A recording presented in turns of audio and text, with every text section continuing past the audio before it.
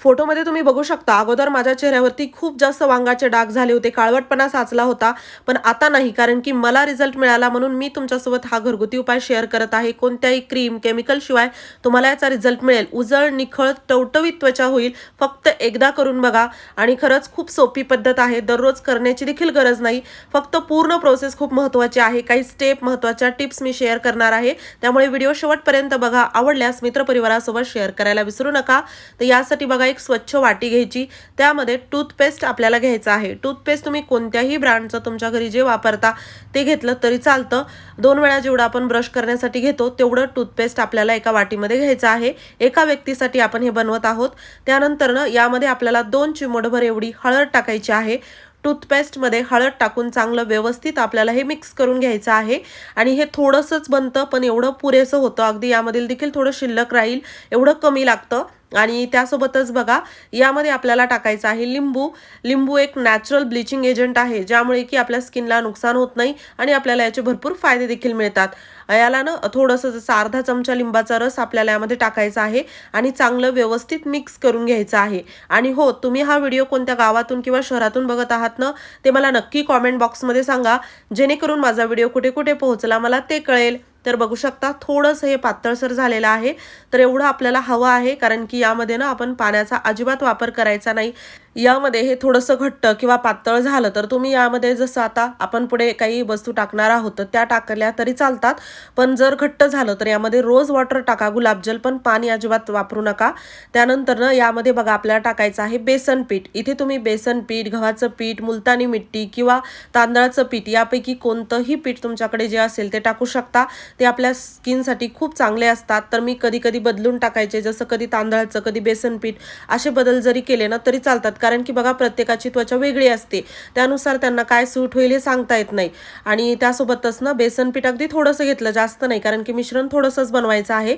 ते टाकून चांगलं याला व्यवस्थित मिक्स केलं. जास्त पातळ किंवा जास्त घट्ट करायचं नाही. त्यानंतर एक छोटी दुसरी वाटी घेतली आणि दोन्ही वाटीमध्ये मी थोडं थोडं कोकोनट ऑइल टाकलेलं आहे. बेसन पीठ किंवा हे मिश्रण तयार केलं होतं त्यामध्ये तर कोकोनट ऑइल टाकायचंच आहे. दुसरी वाटी स्वच्छ घ्यायची छोटी, त्यामध्ये देखील कोकोनट ऑइल अर्धा चमचा टाकायचं. आणि बेसन पीठ किंवा हे मिश्रण जे तयार केलं ना त्यामध्ये 4-5 थेंब कोकोनट ऑइलचे टाकले ना तरी चालतात.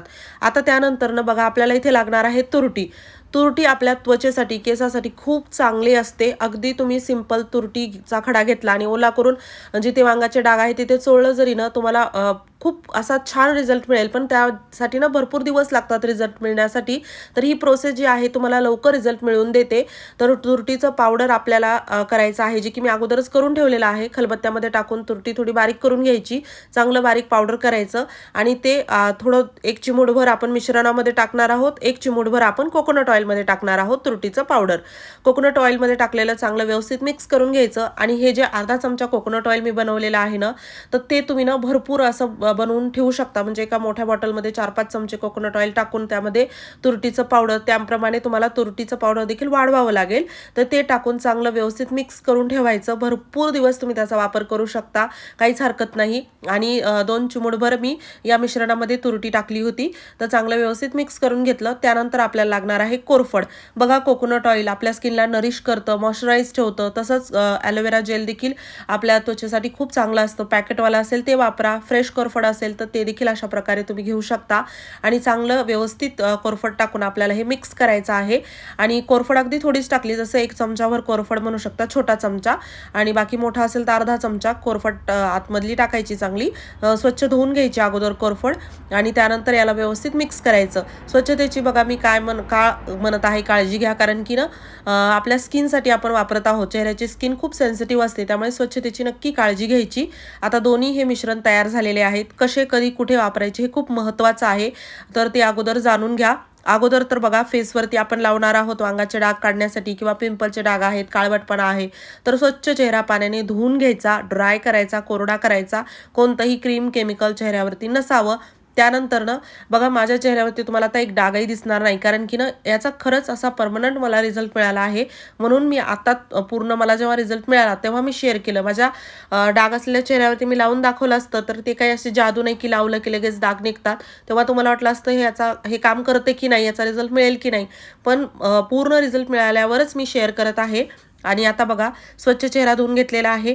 फक्त जर वांगाच्या डागावरती लावायचं असेल तर असे पॅचेस जास्त तर बघा गालावरती, नाकावरती, हनुवटीवरती किंवा कपाळावरती असतात. तर त्या ठिकाणीच फक्त लावलं तरी चालतं. पण माझ्यानं फक्त गालावरती अगोदर होते, हळूहळू पूर्ण चेहऱ्यावरती वाढले. त्यामुळे मी पूर्ण चेहऱ्यावरती लावायचे. तुम्हाला जर फक्त डागावरती लावायचं असेल तर फक्त त्या ठिकाणी जरी लावलं तरी चालतं. आणि खूप जास्त जाड थर द्यायची गरज नाही, पातळसरच हे आपल्याला असं लावायचं आहे. आणि जसं की आता तुम्ही बघू शकता, आणि फक्त असं नाही की डाग आहे तेवढ्यापुरतंच लावायचं, त्याच्या थोड्याशा आजूबाजूला देखील लावायचं. म्हणजे काय असतं, वरून जरी दिसत नसेल तरी काही दिवसात त्या ठिकाणी डाग येतच असतात वांगाचे. त्यामुळे त्याच्या आजूबाजूने देखील लावायचं, म्हणजे तुम्हाला कधी ते परत डाग येणार नाहीत. आता ना याला लावून चांगलं 10 मिनिट ठेवायचं आहे आपल्याला. आणि यामध्ये बघा खूप थोडं हे मिश्रण लागतं, अजिबात जास्त लागत नाही.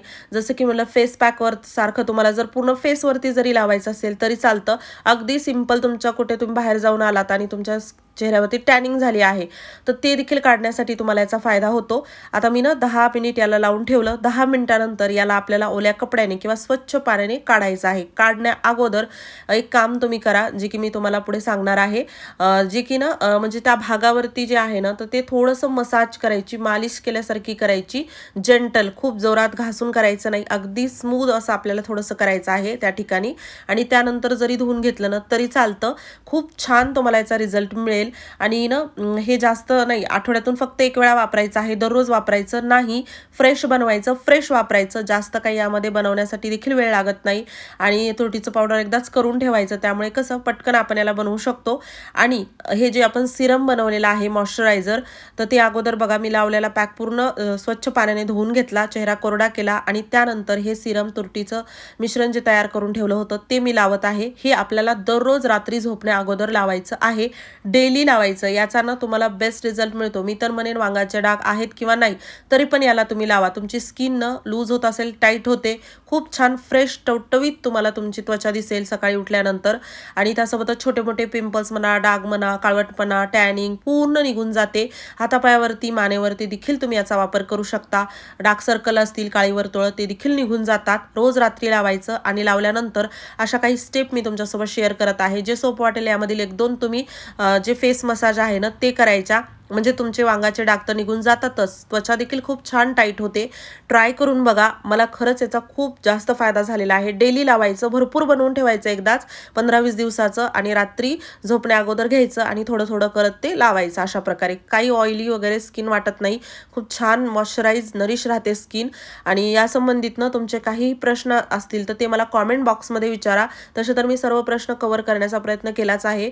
कॉमेंट बॉक्समध्ये विचारा, मी लवकरच त्याचे उत्तरं देईल. आणि हो, व्हिडिओ आवडला असेल जास्तीत जास्त मित्रपरिवारासोबत शेअर करा.